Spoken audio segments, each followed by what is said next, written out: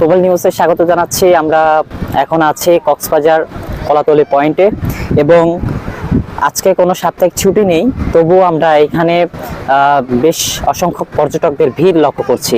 আমরা দেখেছি এইখানে এখনো অসংখ্য পর্যটক অবস্থান করছেন, তাদের পরিবার পরিজন নিয়ে এসেছেন কক্সবাজারে এবং হোটেল মোটেল কর্তৃকজনই আমরা কথা বলে জানতে পেরেছি যে তারা এখনো প্রায় অনেক শতাংশ রুম বুকিং রয়েছে এবং পর্যটকদের আনাগোনা আস্তে আস্তে বাড়ছে এবং এই যে শীতল আবহাওয়াতে পর্যটকদের সমাগম ধীরে ধীরে বেড়ে যাবে এবং এই শীতের মৌসুমে মূলত একটি ভালো জাঁকজমক ব্যবসা হবে বলেও জানিয়েছেন আমাদেরকে হোটেল মোটেল কর্তৃকজনের যারা সংশ্লিষ্ট কর্তৃপক্ষ যারা রয়েছেন তারা, এবং এইখানকার সংশ্লিষ্ট যে সকল ব্যবসায়ীরা রয়েছেন তারাও আশা করছেন এখানে পর্যটকদের বেশ ভালো ভিড় জমবে আস্তে আস্তে। এবং সাপ্তাহিক ছুটি হলে তো পর্যটকদের সচরাচর ভিড় হয়ে থাকে, কিন্তু শীতের মৌসুমে কিন্তু একটু ভিন্ন এবং শীতের পুরো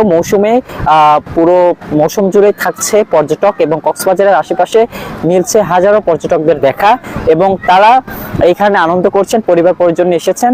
এবং আমরা যতটুকু জানি যে ডিসেম্বর মাসে কিন্তু শিক্ষা প্রতিষ্ঠান বন্ধ হয়ে যায় ফাইনাল পরীক্ষা শেষে এবং তার পরবর্তীতে কিন্তু অনেকে শিক্ষা সফরে আসে, অনেকে তাদের পরিবার পরিজনের সাথে আসে। আমরা সেই দৃশ্যগুলোই কক্সবাজার এই যে কলাতলি পয়েন্ট, সুগন্ধা পয়েন্ট এবং লাবণী পয়েন্টে দেখতে পাচ্ছি। এছাড়াও যদি বলি এই শীতল আবহাওয়াতে সকাল বিকাল সবসময় কিন্তু পর্যটক আনাগোনা দেখা যাচ্ছে এবং তারা এখানে ভিড় জমিয়েছেন, তাদের পরিবার পরিজনের সময় কাটাচ্ছেন।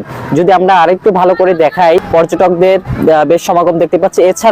এছাড়াও রাস্তায় প্রধান সড়কে কিন্তু কলাতলি প্রায় বাস টার্মিনালের পর থেকে কলাতলির যে মোড় রয়েছে এই পর্যন্ত কিন্তু পর্যটকদের আগমনে এখানে প্রায় অনেক বড় একটি লম্বা যানজট লেগে আছে। আমরা আসার সময় এখান থেকে দেখেছি পর্যবেক্ষণ করে যে এখানে ট্রাফিক পুলিশও কন্ট্রোলে রাখতে পারছে না, প্রচুর পরিমাণে যানজটের সৃষ্টি হয়েছে ওইখানে এবং ওইখানে ট্রাফিক নিয়ন্ত্রণে আনার জন্য বেশ কয়েকটি টিম ওইখানে কাজ করছেন। এটি ছিল কক্সবাজার কলাতলি পয়েন্ট থেকে সর্বশেষ পরিস্থিতি। এতক্ষণ জানাচ্ছিলাম আমি জুয়েল হাসান।